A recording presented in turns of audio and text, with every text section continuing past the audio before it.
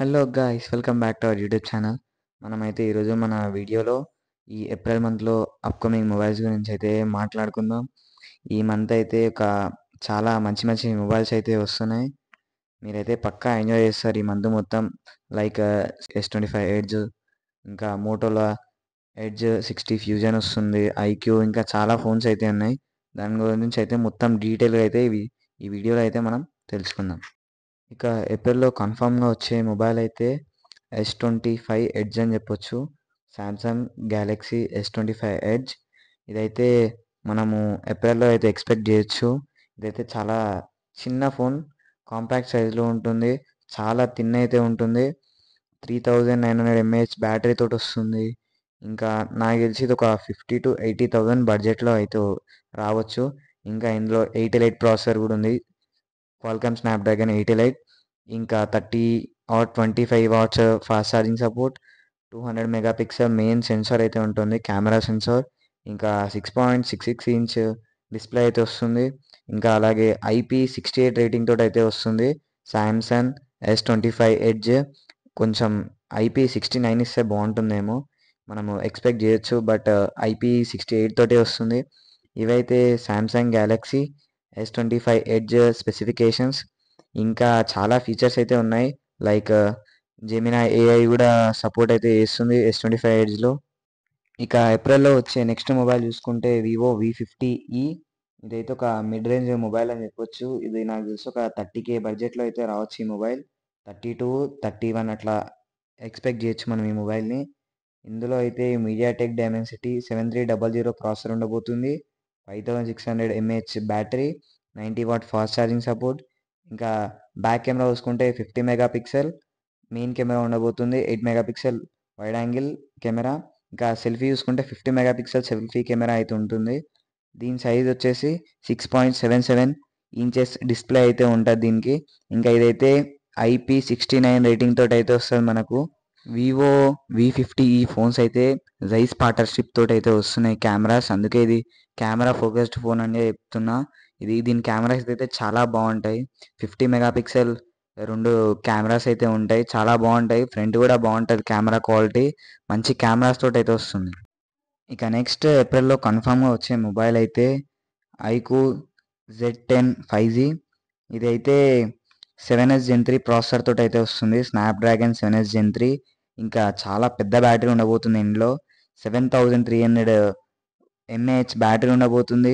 90 watt fast charging support, 50 megapixel main camera, 2 megapixel wide angle camera, 32 megapixel front camera ఉంటుంది. 6.67 inch display అయితే ఉంటుంది.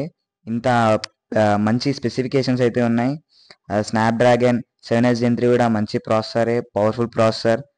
నాకు తెలిసి దీని ఒక బడ్జెట్ ఒక 20-25K మధ్యలో అయితే వస్తుందని అయితే నేను అనుకుంటున్నా. ఇదే బడ్జెట్‌లో ఐక్యూ వాళ్ళైతే Z10 ఇదైతే ఒక చాలా బిగ్గెస్ట్ బ్యాటరీ అని చెప్పొచ్చు. 7300 mAh అంటే ఇంత పెద్ద బ్యాటరీ తోటి ఫస్ట్ టైం అయితే ఇండియాకి వస్తుంది ఇంత పెద్ద battery mobile.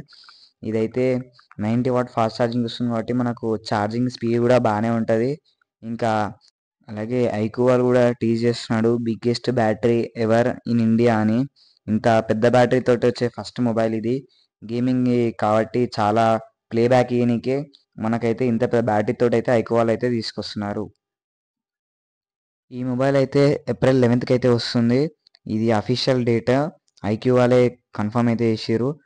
IQ Z10 5G మీకైతే ఈ మంత్ ఏప్రిల్ 11కి అయితే వస్తుంది. ఇక ఏప్రిల్లో రాబోయే నెక్స్ట్ మొబైల్ చూసుకుంటే వివో X200 మినీ. అయితే ఎక్స్ సిరీస్ అబ్సల్యూట్ మొత్తం కెమెరాని ఫోకస్ చేసి అయితే మొబైల్ అయితే తెస్తారు. Already X200 Pro తెచ్చిర్రు. దానికి సక్సెసరే ఈ X200 మినీ. ఇదైతే చాలా చిన్న కాంపాక్ట్ సైజ్లో అయితే ఉంటుంది. ఇదైతే మీడియాటెక్ డైమెన్సిటీ 9400 ప్రాసెసర్ మీద వస్తుంది. దీనికైతే వెనకాల 3 50 మెగాపిక్సెల్ కెమెరాస్ ఉంటుంది. ఫ్రంట్ 32 మెగాపిక్సెల్ కెమెరా ఉంటుంది.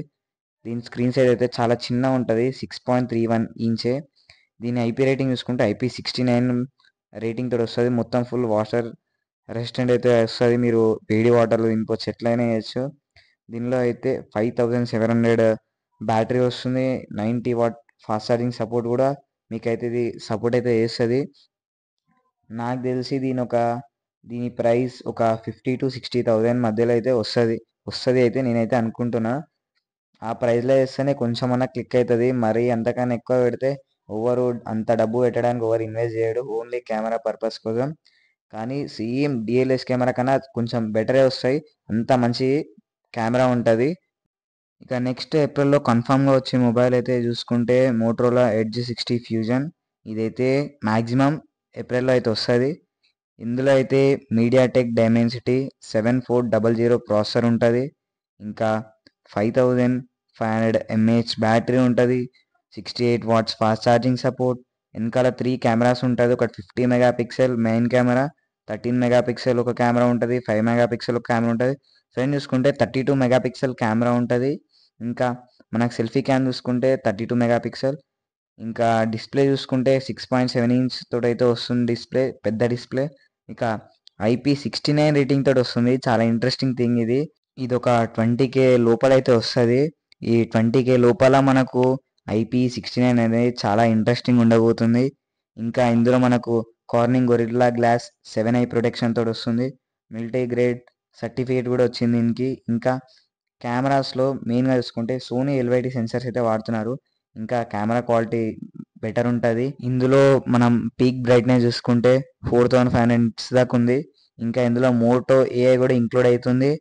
ఇంకా మెయిన్ చూసుకుంటే కర్వ్ డిస్‌ప్లే తోటి వస్తుంది ఇది. ఇలాంటి బడ్జెట్‌లో ఇవన్నీ స్పెసిఫికేషన్ మొబైల్ అయితే ఈ మోటో కంపెనీ వాళ్ళే ఇస్తారు. ఇంకే కంపెనీ వాళ్ళు ఇంత తక్కువ లో బడ్జెట్‌లో ఇన్ని స్పెసిఫికేషన్స్ అయితే ఇవ్వడం చాలా కష్టం.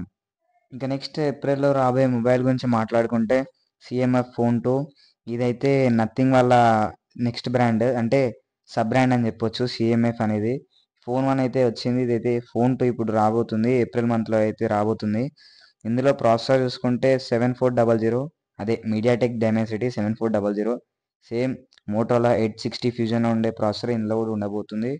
ఇందులో మనకు బ్యాటరీ చూసుకుంటే 5000 బ్యాటరీ, 50 వాట్ ఛార్జింగ్ సపోర్ట్ తోటి వస్తుంది.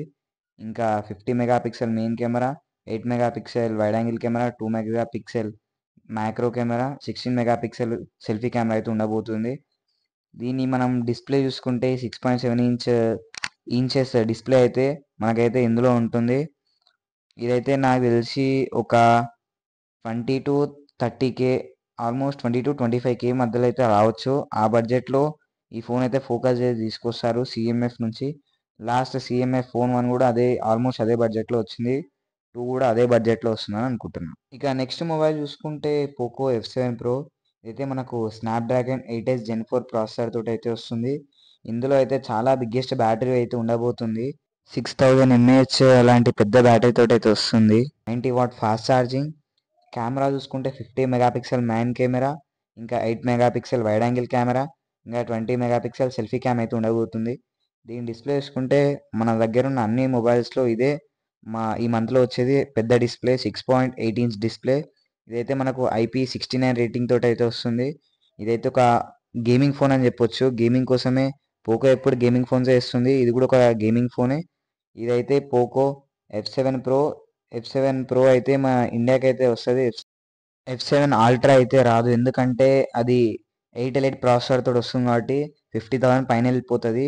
50,000 బడ్జెట్ పెట్టి గేమింగ్ ఫోన్స్ అది కూడా పోకోలో ఇండియాలో అయితే అంత క్రేజ్ అయితే లేదు. దానికోసమని పోకో ఎఫ్7 అల్ట్రా అయితే తేరు. పోకో ఎఫ్7 ప్రో అయితే తెచ్చే ఛాన్సెస్ ఎక్కువున్నాయి.